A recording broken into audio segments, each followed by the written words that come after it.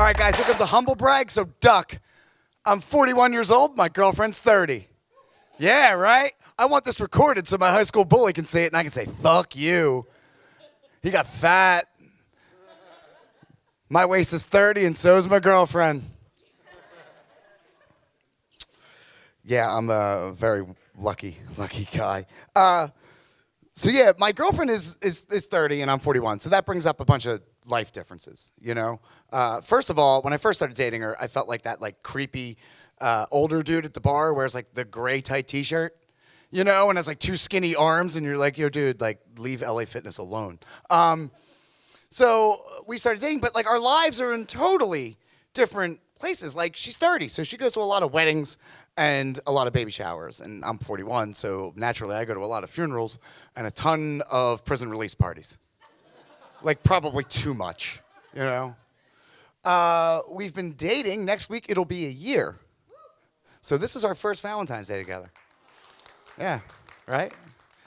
And guess what? She's not a big Valentine's Day person, but she gave me the greatest Valentine's Day gift that you can ever give a Catholic boy from Upper Darby, Pennsylvania.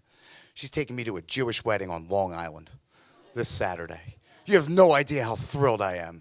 Because Jewish weddings are easy. You just walk in, and you put a yarmulke on, you sit down, and that's it.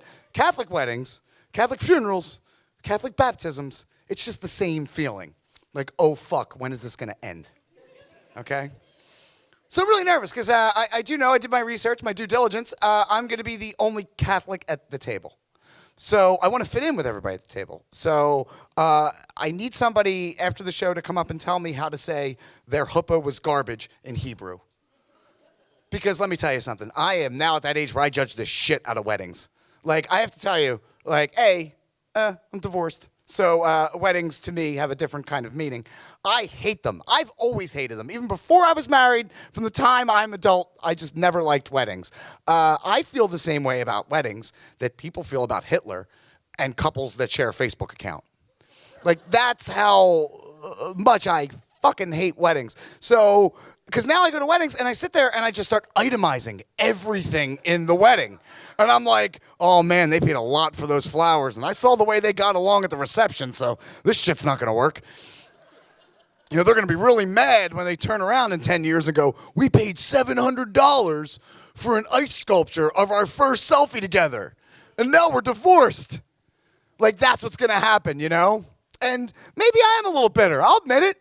I'll tell you why. Because I got engaged. I paid $13,500 for my engagement ring. Yeah, right? Yeah, trust me.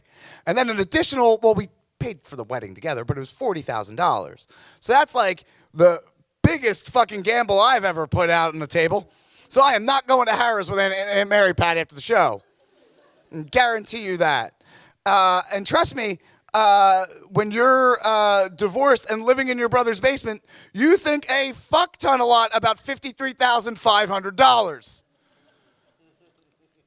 So, all right, I'm not a fan of the weddings. At my wedding, my ex-wife, I don't want to talk shit about her. She's not here to defend herself, but yeah, you get it. Somebody else said it for me. Thank you. She was very involved in the wedding and in the wedding process, and I was not.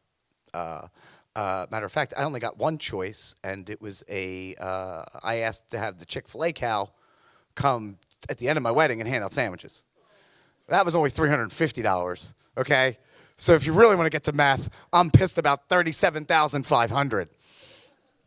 Or my math's wrong, so I don't know. I went to summer school twice for math. What do you want from me, all right?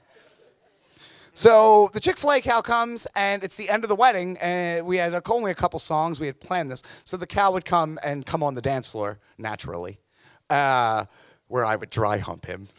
And there are tons of photos of that on Facebook. But I digress. So the cow came, and the cow handed out sandwiches to everybody. And at the end of the night, after the safety dance had played, which was the last dance at our song. It's a great song, right? You can dance if you want to. I look like the little person from that, so I don't really like to sing that, the video. The point I'm trying to make is that at the end of the wedding, I did not get a Chick-fil-A sandwich. There was none left. So my brother comes up to me, he's a sweetheart, and he goes, here, Nick, I have a sandwich for you. And I said, thank you. He goes, that's because I took 10.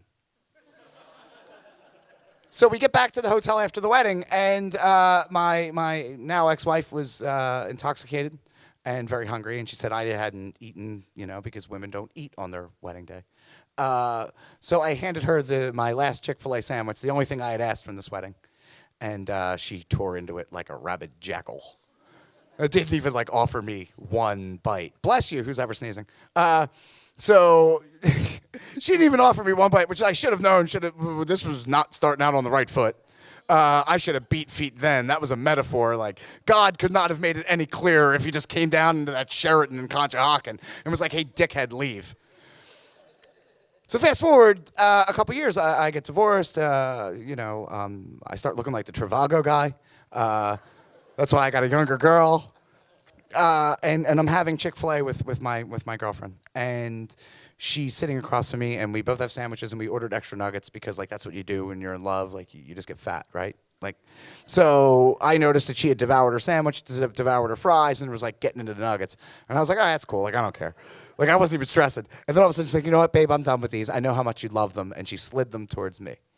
And so that's when I knew. I was like, well, Chick-fil-A is the mark and measure of love in my life, clearly.